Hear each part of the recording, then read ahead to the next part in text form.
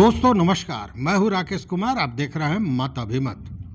मित्रों, बिहार में विशेष भूमि सर्वेक्षण चल रहा है और इसको लेकर राजस्व एवं भूमि सुधार विभाग रोज नए नियम, नए बदलाव, नई बातें लेकर सामने आता है और उसके पीछे उद्देश्य यह है कि किसी भी तरह ससमय मतलब 2026 के दिसंबर तक यह सर्वे का काम पूरा हो जाए और पूरी पारदर्शिता के साथ इस काम को पूरा किया जा सके। और इसी को लेकर मंत्री ने आज एक बहुत बड़ा ऐलान कर दिया है। बहुत बड़ा ऐलान, बताएंगे सारी कहानी को, लेकिन उसके पहले बता दें कि यह सर्वे ढंग से हो जाए, बिना किसी रुकावट के हो। इसके लिए आपने देखा होगा कि कई बार जो स्वघोषणा पत्र देना था उसकी अवधि बढ़ाई गई। मार्च में उसकी अवधि समाप्त हो रही थी 31 मार्च को, बावजूद उसके आज तक वो पोर्टल खुला हुआ है। ऑनलाइन और ऑफलाइन मतलब जो शिविर खुले हुए हैं वहाँ भी भौतिक रूप से आप जमा कर सकते हैं, ऑनलाइन भी जमा कर सकते हैं। ये प्रक्रिया चल रही है और इसको लेकर फिर मंत्री महोदय ने कहा भी है, जो संजय सरावगी हैं राजस्व एवं भूमि सुधार मंत्री, उन्होंने फिर अपील की कि इसको कर दिया जाए।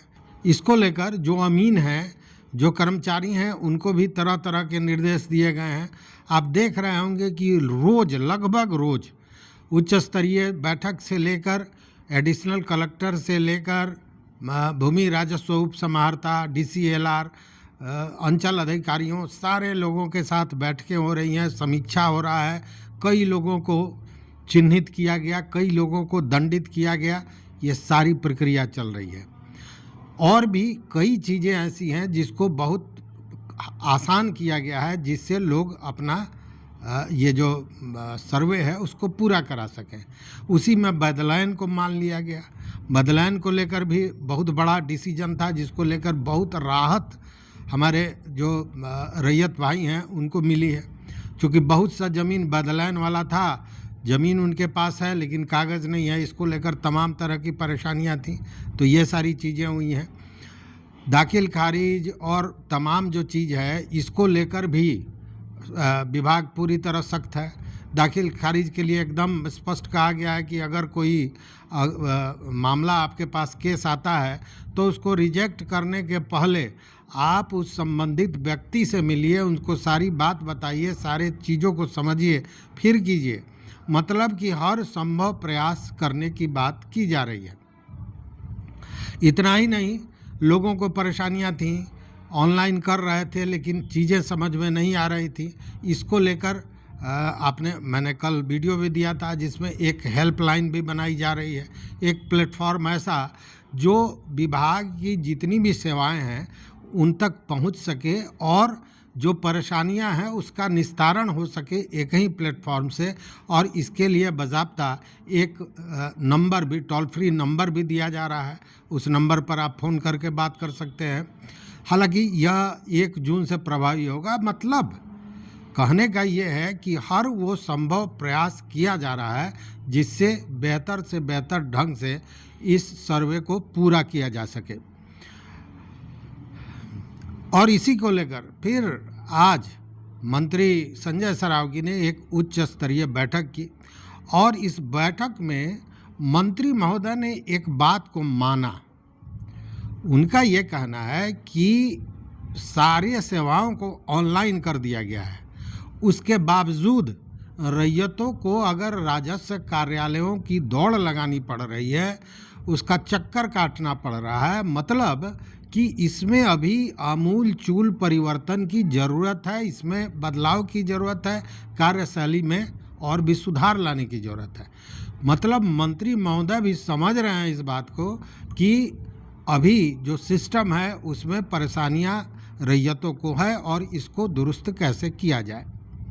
और उन्होंने कहा कि किसी भी स्तर पर कोई भी राजस्व मामले में अगर लापरवाही बरतता है तो वो बर्दाश्त के काबिल नहीं है, बर्दाश्त नहीं किया जाएगा। वैसे लोगों को दंडित किया जाएगा। दंडित हुए भी है, बहुत लोग दंडित हुए हैं।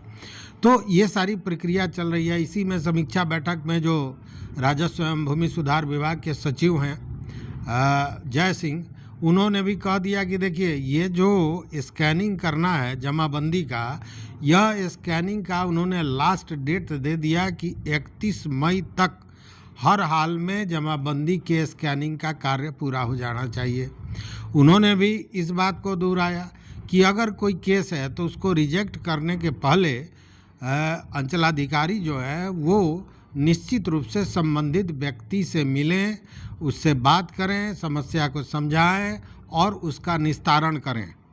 मतलब कि सीधे रिजेक्ट कर देने वाली कहानी अब समाप्त करें, ये नहीं चलेगा। और उन्होंने कहा कि ये जो रिवर्ट केस है, इन सारे चीज़ों पर विभाग पूरी तरह निगरानी रखेगी और रख रही है।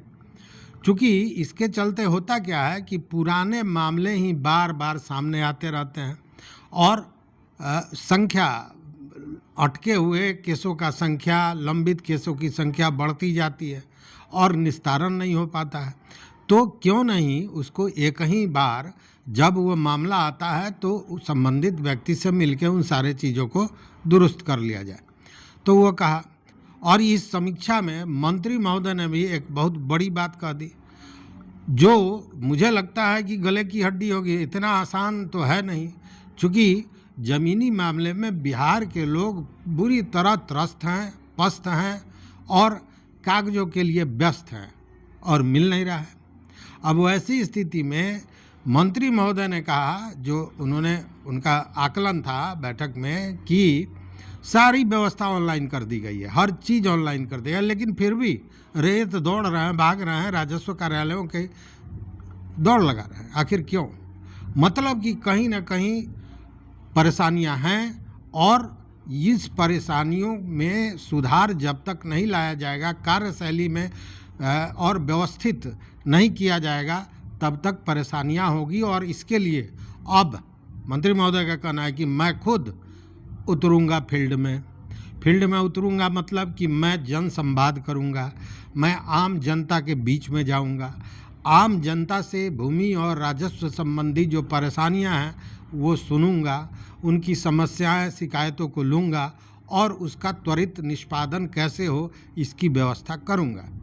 मतलब कि सारे लोग देखिए सर्वे को कितनी संजीदगी से सरकार और विभाग देख रहा है, यह उसका सीधा साधा नमूना है या आईना है कि निचले स्तर से, राजस्व के सबसे निचले पदाधिकारी से लेके, कर्मचारी से लेके और जिलाधिकारी तक को इसमें लगाया गया है, सारा विभाग लगा हुआ है और अब मंत्री भी फील्ड में उतरने को तैयार है।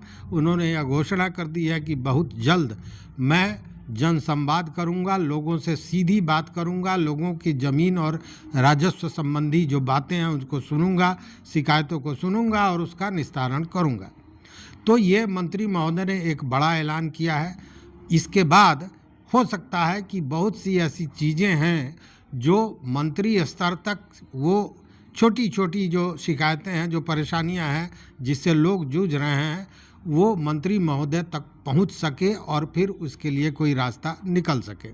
तो ये एक अच्छी पहल है, मैं तो यही कहूँगा, क्योंकि उससे जो ज़मीन पर जो परेशानियां हैं वो समझने में और फिर उन परेशानियों के निपटारे के लिए क्या उपाय किया जा सकता है, इसका सही उपयोग, इसका सही निर्णय लिया जा सकेगा।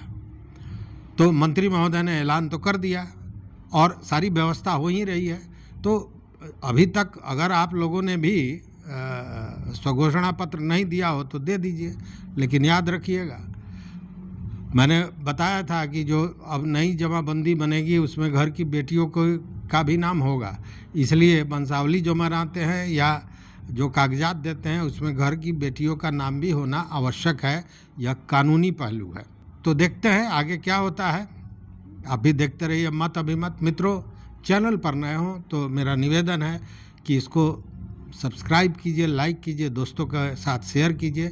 इसमें आपका कुछ भी नहीं लगता है, लेकिन हमारी ताकत बढ़ती है, हमारी आवाज़ का वजन बढ़ता है। तो इस वीडियो में बस इतना ही। यहाँ तक साथ देने के लिए बहुत बहुत धन्यवाद, कोटिशः आभार।